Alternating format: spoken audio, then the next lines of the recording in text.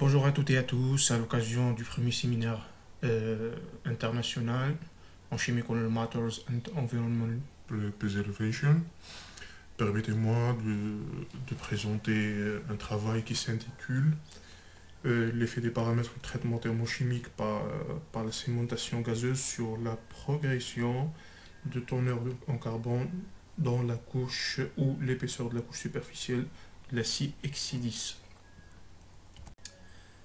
Euh, donc, on va commencer par le plan de cette présentation. On va commencer par un résumé, ensuite présenter l'équipement et matériel de mesure, les analyses des résultats et discussions, une conclusion générale et enfin un petit remerciement. Donc, concernant le résumé, la cimentation gazeuse est l'un des principaux procédés du traitement thermochimique de l'acier au carbone pour améliorer ses propriétés mécaniques. Cependant, l'efficacité de ce procédé dépend de plusieurs facteurs de contrôle tels que le débit de carbone, la température et le temps de maintien, qui doivent être optimisés afin d'obtenir les meilleurs résultats en termes d'épaisseur de la couche durcie et de la progression du teneur en carbone. Un total de 9 essais ou 9 expériences a été réalisé sur la base d'un plan orthogonal standard L9, puis en utilisant l'analyse ANOVA comme analyse statistique pour classer les facteurs influençant les réponses expérimentales. La méthode de Taguchi a été développée pour obtenir les meilleures conditions pour des meilleures réponses. Donc, on commence par l'équipement et matériel de mesure. On commence par notre acier qui est un acier en X610. C'est un acier faible au carbone, faible au teneur en carbone. La composition chimique, elle est présentée dans le tableau numéro 1. Bon, concernant le matériel de mesure, tout d'abord, on va présenter le four où on a fait le traitement de cimentation et de post-durcissement de nos échantillons qui ont été testés à l'échelle industrielle dans un atelier de traitement thermique équipé d'une ligne automatique du traitement thermique fournie par Solo Switzerland avec une atmosphère constituée d'un gaz porteur de composition 39,36% de H2, 0,23% de CO2, 19,83% de CO et 0,96% de H2O enrichi en propane C3H8. Ensuite, le microscope type Leica, un microscope modèle Leica, c'est pour voir et mesurer la couche cimentée, la couche superficielle. Et enfin, le spectromètre, Spectromax, de type Spectromax, pour voir la composition chimique pour chaque essai et voir la progression du pourcentage de carbone dans la couche superficielle. Donc, après avoir une idée, nous avons voir l'équipement. Donc, on passe à l'étape du traitement des résultats. Avant cela, donc, on va fixer les températures, le temps de maintien, le carbon flow présenté dans le tableau 2 comme suite, température 900, 902, 940 degrés, le temps de maintien de 4 à 6 heures, l'injection de carbone dans la couche superficielle de 0,9 à 1,2%. Pour chaque paramètre, il nous faut chaque niveau, minimum, medium, maximum. Et par la fin, donc voilà le design of experimental established using Taguchi method. Donc voilà la matrice finale du plan créé par le plan de Taguchi ou par la méthode de Taguchi. Donc voilà la matrice, donc on va travailler avec. Euh, pour l'analyse des résultats et discussions, donc on commence par l'analyse de l'ANOVA. Donc, analyse la nova pour l'épaisseur de la couche superficielle. Donc, on voit clairement que la température est le facteur le plus significatif, suivi par le temps de maintien et le carbon flow et le pourcentage de carbone. Donc, ce modèle il est validé grâce à les coefficients de corrélation et le coefficient de corrélation ajusté, R carré 0,98 et R carré ajusté de 0,97. Pour l'analyse de la NOVA pour le carbon content, donc le pourcentage de carbone dans la couche superficielle, donc on voit clairement que le carbon flow rate, donc le pourcentage de carbone injecté sur la couche superficielle, est le facteur le plus dominant et le plus significatif de pourcentage de 94,97%, suivi par le holding time, le temps de maintien de 3,13%.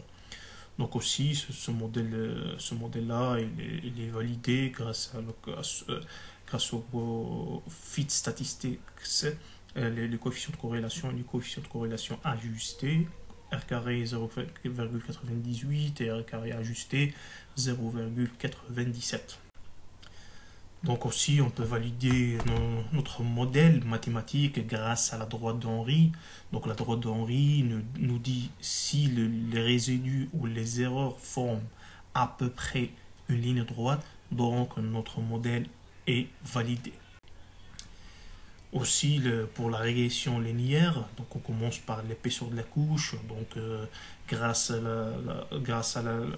au plan de Taguchi, grâce à la régression linéaire, on peut tirer les modèles mathématiques grâce aux modèles mathématiques, on peut aussi tirer des valeurs, ce qu'on appelle les valeurs prédites.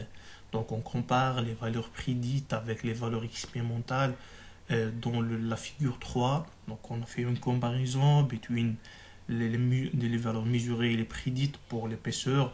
Donc on a vu clairement que les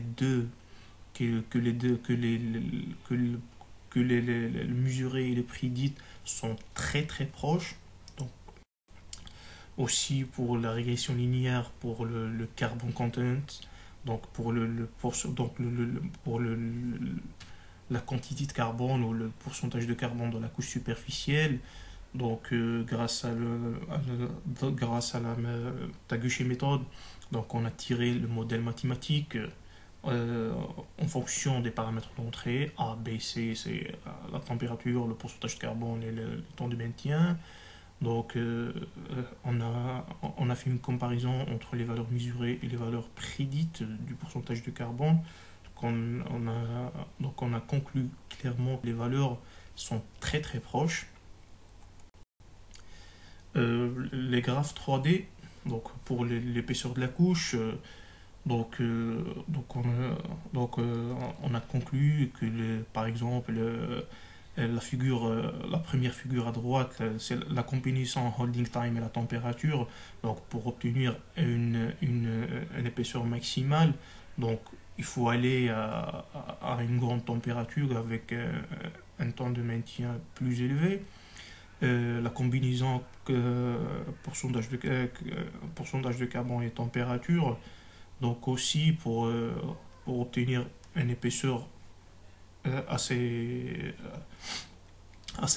couche assez épaisse, donc on va aller à des valeurs maximales, pareil pour la figure 3. Donc, pour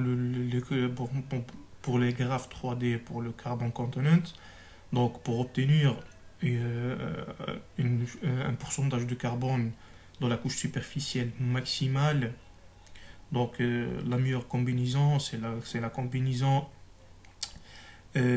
carbon continent avec le holding time. Donc pour obtenir un pourcentage maximal, donc il faut aller à un temps de maintien plus élevé avec une injection de carbone dans la couche avec le pourcentage le plus élevé.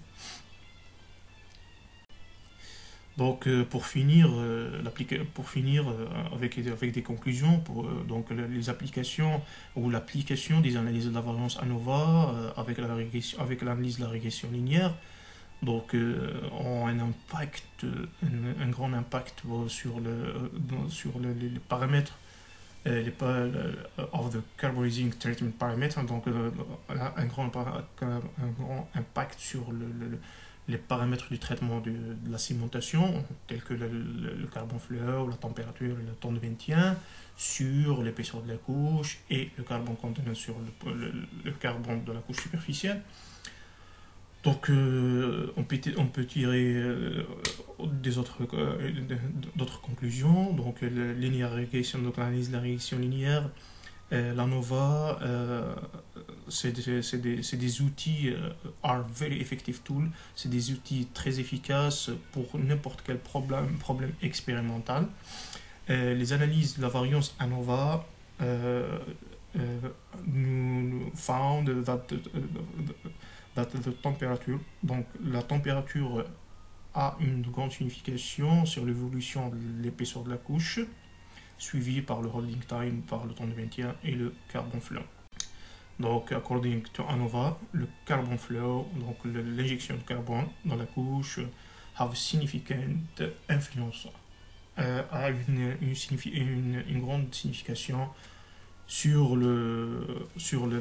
l'enrichissement de la couche superficielle, suivi par le temps de maintien.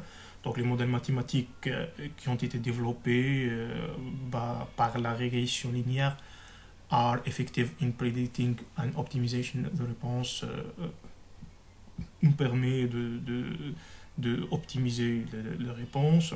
Donc les coefficients de corrélation aussi, les coefficients de corrélation et les coefficients de corrélation ajustés sont des coefficients des modèles de l'épaisseur de la couche et le carbon content show that both models are valid. Donc nous valide nos modèles. Les graphes that have been developed using Origin, donc les graphes qui ont été dessinés par l'origine, allow the response value, donc allow the response value and desirable operating condition to be established. Donc les graphes aussi qui ont été dessinés par l'origine, donc nous a indiqué les combinaisons entre les paramètres d'entrée et voir leur influence sur les réponses. Petit remerciement tous les travailleurs de l'industrie ECMK à Khenchla pour leur soutien et leur aide de faire ces résultats. Et on finit par je vous remercie et merci pour votre attention.